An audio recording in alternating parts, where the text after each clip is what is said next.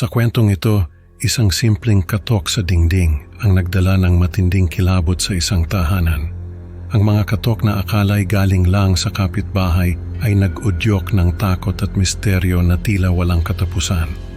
Habang sinusubukang alamin ang pinagmumulan ng mga tunog, natuklasan ng bida ang mga bulong na hindi maintindihan at isang nakakakilabot na pag-uulit ng sariling boses. Ano nga ba ang lihim ng bahay na ito? At paano haharapin ng bida ang mga multong tila hindi na siya tatantanan? May gusto lang akong ibahagi sa inyong karanasan ko sa bahay namin. Hindi ko alam kung masasabi ba itong multo o kung ano man. Pero sana ay matulungan niyo ako na maklasify kung anong klaseng kababalaghan ang nangyari sa amin. Nagsimula ito sa isang simpleng katok sa dingding. Noong una medyo kinilabutan ako. Pero sabi ko baka may kumakatok lang sa kabilang bahay. Yung dingding kasi namin ay kahoy lang at manipis. Kaya kung may kumakatok man sa kabilang bahay ay maririnig talaga namin.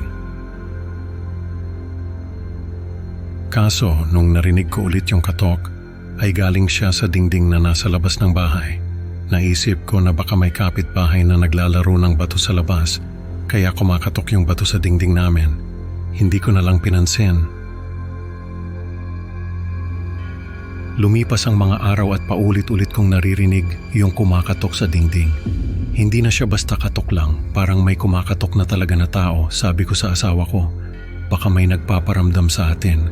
Sabi niya naman ay baka raw may naggaganchilyo sa kabilang bahay at yung karayom ay tumatama sa dingding. Sabi ko, imposible yun kasi yung dingding na naririnig kong kinakatok ay yung nasa labas ng bahay. Sabi niya, baka raw may nagkakaraoke sa kapitbahay at yung boses ng kumakanta ay tumatama sa dingding. Sabi ko, ang corny ng mga hirit niya. Sabi niya, baka raw hangin lang yun. Sabi ko, kung hangin yun, bakit ba ako pa ang naririnig? Bakit hindi siya? Sabi niya, dahil daw sa ako ang hangin ng buhay niya. Natawa na lang ako sa asawa ko. Pero sa totoo lang, natatakot na talaga ako sa mga katok na naririnig ko. Bisperas ng Pasko noon, umalis yung asawa ko para bumisita sa kanila. Sabi ko, sumama na lang ako. Pero sabi niya, baka raw hanapin ako ng pamilya ko. Ang plano namin ay maghihiwalay kami ng Pasko, pero sa bagong taon ay kami naman ang magkasama. Kaya naiwan ako sa bahay. Habang wala yung asawa ko, ay naririnig ko pa rin yung kumakatok sa dingding. Sinubukan kong hanapin kung saan nanggagaling yung tunog. Sinundan ko yung tunog, paikot-ikot ako sa bahay at nakarating ako sa dingding na nasa labas ng bahay. Pero kahit anong gawin ko, parang hindi ko pa rin matukoy kung saan talaga nanggagaling. Nilapit ko yung tenga ko sa dingding at narinig ko nga yung kumakatok. Sabi ko, ano ba yan? Ano bang problema mo? Hindi ko alam kung sino ang kinakausap ko, pero naisip ko na baka tao lang talaga ang kumakatok sa dingding namin. Kaya sabi ko, kung sino ka man, tumigil ka na. Wala akong oras para sa mga kalokohan mo. Tumigil naman yung katok. Kaya sabi ko, ayun, natakot din. Pero kinagabihan ay narinig ko ulit yung kumakatok sa dingding. Sabi ko, hindi na ito tama. Kailangan ko nang malaman kung saan nanggagaling yung tunog. Kaya kinuha ko yung cellphone ko at nilagay ko sa may dingding. Sabi ko, i-record ko yung tunog para malaman ko kung saan ba talaga nanggagaling. Habang nagre-record ako, ay naririnig ko yung katok. Sabi ko, ano ba yan? Ano bang gusto mo? Tapos ay nilapit ko yung tenga ko sa dingding.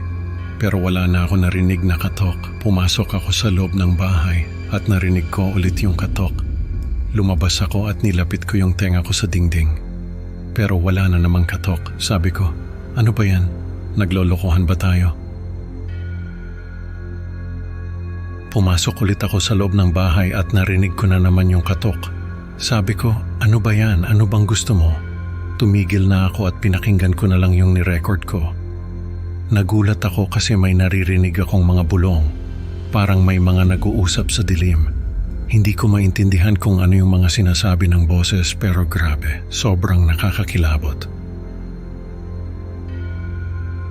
Parang nag-uusap sila pero hindi ko alam kung anong lengwahe ang ginagamit nila. Hindi Tagalog, hindi English, hindi ko na tinapos yung recording kasi natakot na ako. Sabi ko, anong nangyayari sa bahay na ito? Sino yung kumakatok? Sino yung nagbubulungan?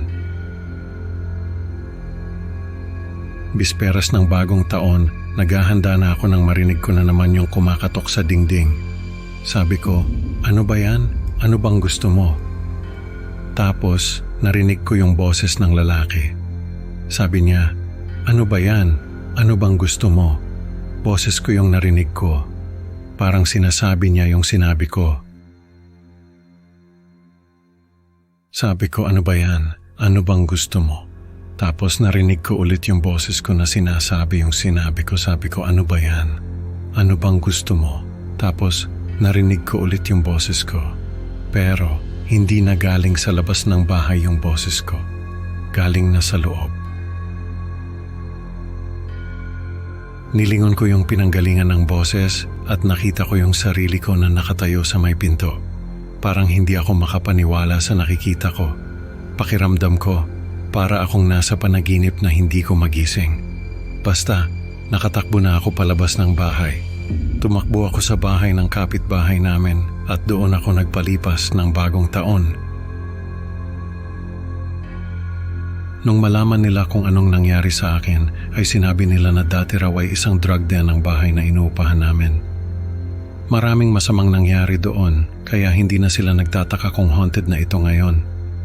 Nung bumalik yung asawa ko at nalaman niya ang nangyari sa akin, ay sabi niya lilipat na raw kami ng bahay. Pero sabi ko, wag na. Sayang kasi yung renta. Practical kasi pero sa totoo lang, hindi ko rin alam kung kaya ko pa. Sinasabi ko na hindi naman ako natatakot sa mga nagpaparamdam, pero sa loob-loob ko, sobrang takot na ako. Hanggang ngayon, ay naririnig ko pa rin yung kumakatok sa dingding. Parang hindi na siya nawawala. Naririnig ko rin yung mga bulong at minsan kahit saan ako magpunta sa bahay, parang sinusundan ako ng mga tunog. Grabe, hindi ko na alam kung paano ko pa kakayanin. Sa kwentong ito, natutunan natin na ang mga lihim ng nakaraan ay maaaring magparamdam sa kasalukuyan sa pinaka-nakakakilabot na paraan. Maraming salamat sa pakikinig sa Creepy Pinoy Stories. Huwag kalimutang i-like at i-subscribe para sa mas marami pang nakakatakot na kwento. Excited na akong makita kayo sa susunod na upload. Hanggang sa muli, mag-ingat sa mga katok sa dilim.